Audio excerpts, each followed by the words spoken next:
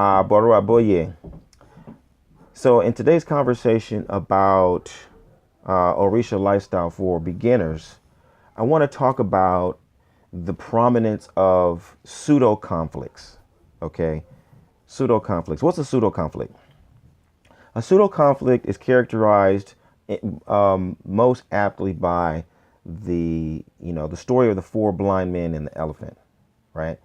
Each one had fallen upon a different part of the elephant, and they swore that they knew what it was. It was a wall, it was a branch, it was a tree trunk, it was a vine. They all thought that they knew what it was, but they were all confused because they couldn't see the whole, right? And it wasn't until somebody outside said, "You guys are all tripping. It's an elephant." Then they could, in their mind, say, "Oh, right. Okay, so this must be the trunk. This must be the tusk," right? And it made more sense once they had an image and a concept of the whole. That's the value of a shared vision.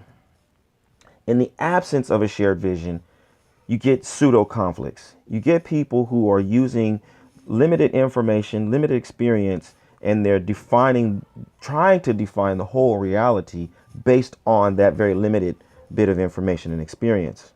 And so within Orisa Lifestyle, we're at a stage in our development wherein you see a lot of pseudo conflict. You see a lot of argument and debate and discussion between different traditions, right?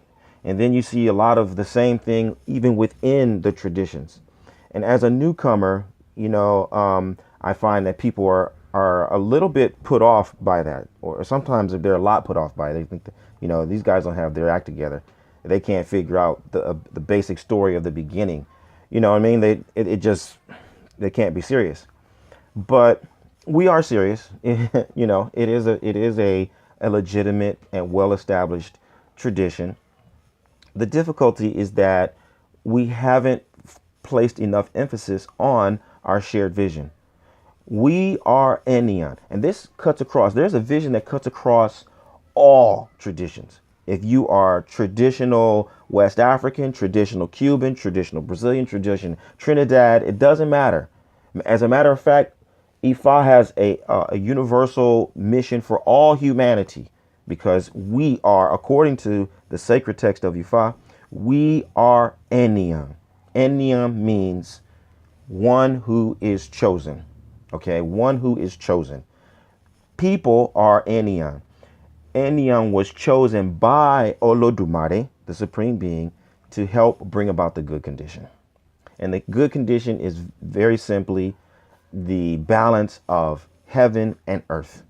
Okay, when we have a perfect harmony and balance between the heavenly realm and the earthly realm, then we will have achieved the good condition. Now, we know that that's a big, tall order, and where it begins is within ourselves. We have to find the good condition within our person. We have to balance our thinking, feeling, and our doing. We have to match what we're living on a day-to-day basis with our destinies. Okay, that is where the good condition begins. How am I realizing my destiny in this place?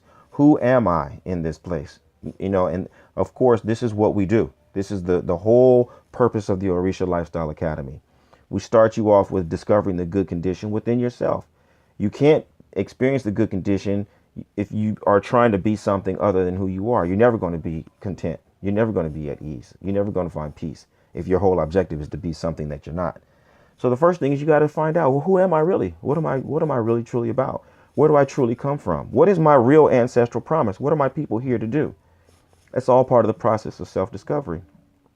Once you've got that in place, once you accepted the obvious, because 9 times out of 10 you already know, but once you've accepted who you are, you've accepted what you discover about yourself, then it's about going about the natural sequence of events that help you refine who you are, help you become a better version of yourself, that help you to get better at the specialties that fall into being who you are, getting all the tools of the trade and learning the skills associated with being who you are.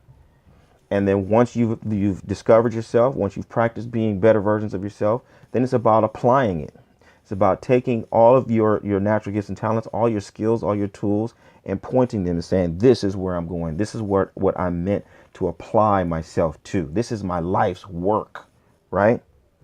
Once those things are in place, once you can say, I want you to just imagine that this is my life's work. I'm taking all of my resources and all of my spiritual consciousness, all of my focus and my abilities, and I'm focusing them on this, which will be my legacy. You're not going to have even interest in arguing with people about, you know, these details.